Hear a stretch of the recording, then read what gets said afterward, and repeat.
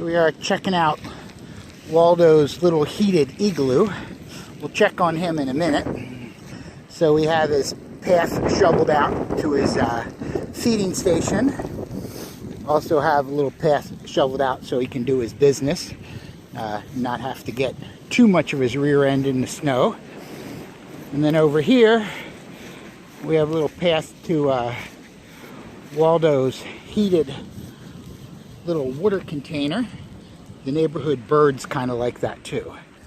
Alright, let's go check and see how Waldo's doing. So this is little Waldo's wind block. Keeps wind from blowing directly into his shelter, but he can get to it from two sides. And then inside here is where Waldo has his little comfy quarters.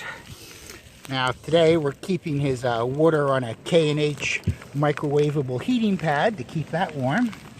And inside there is Mr. Waldo, who is also sitting on a heated K&H heating pad, which keeps him a very comfortable, his body at 102 degrees, which is their cat's normal body temperature.